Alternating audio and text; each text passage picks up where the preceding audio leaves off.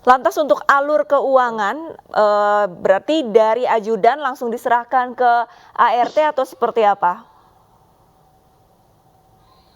Eh, enggak, kalau kebutuhan yang biasa waktu mereka hidup ya, waktu mereka normal, misalnya dibuka misalnya tahap pertama, apakah berapa ratus juta saya nggak tahu ya, untuk buka rekening pertama gitu ya, atas nama masing-masing. Kalau Joshua kebutuhan Jakarta, kalau si RE kebutuhan di.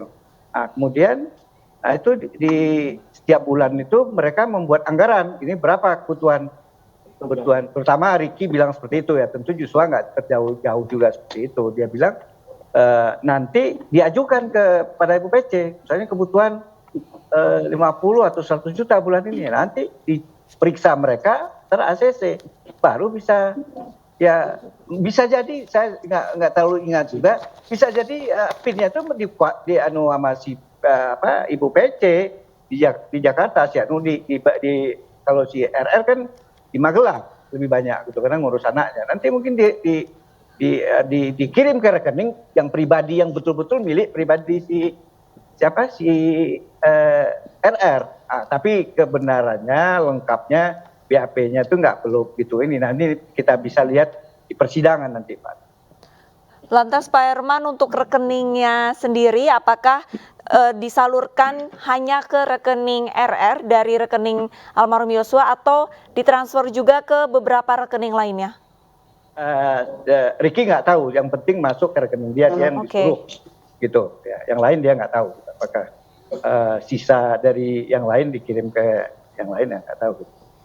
Baik, sementara itu Pak Herman, Ricky Rizal ini bisa dikatakan menjadi salah satu orang yang paling sering berinteraksi dengan Sambo. Apakah memang secara gamblang Sambo memberitahukan untuk membunuh Yosua kepada RR? Nggak, dari mana Mbak bilang paling sering, dari mana? Sedangkan Sambo di Jakarta, sementara dia di Magelang. Di mana seringnya? Lebih banyak Joshua dong di Jakarta. Sebelum RR dipindah tugaskan untuk mengawal anaknya, RR kan saya tidak tahu.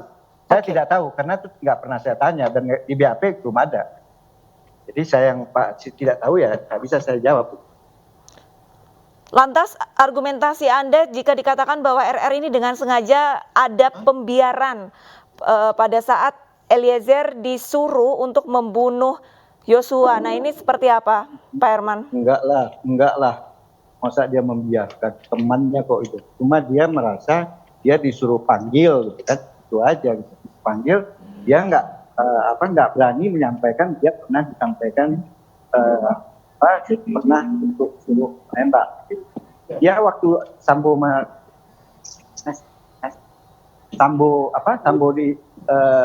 suruh itu kan suruh panggil Richard. Tidak tahu apa yang mau disampaikan si Sambo nanti pada si Eliezer, kan dia nggak tahu.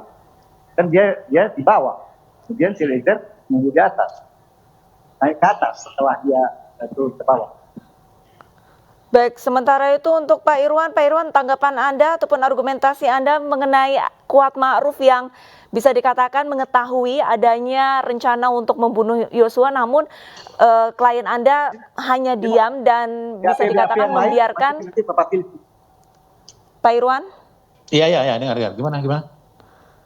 Argumentasi Anda seperti apa? Jadi gini, itu si Kuat Ma'ruf sama sekali tidak mengetahui akan adanya penembakan. Sehingga ketika dia masuk ke tempat yang di Duren 3 itu, dia sama sekali tidak sadar bahwa sesuatu itu akan terjadi. Jadi kalau disampaikan bahwa membiarkan, kapasitas dia sebagai apa? Dia kan supir dan ART. Dia tidak punya kemampuan apapun untuk melarang seseorang, apalagi ini polisi dan berpangkat, sementara dia sendiri hanya supir dan ART dan hanya ditugaskan memanggil pada saat itu. Panggil Kuat, kata Pak Perdi, panggil si Ricky, suruh Ricky panggil Joe gitu.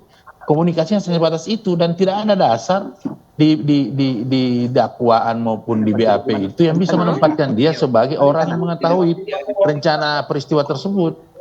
Hanya sekali berkomunikasi dengan pihak FS, dan Ricky dan Eliezer pun tidak pernah menyampaikan bahwa mereka itu diminta untuk membackup Bapak ketika mengkonfirmasikan apa yang terjadi di Magelang gitu loh.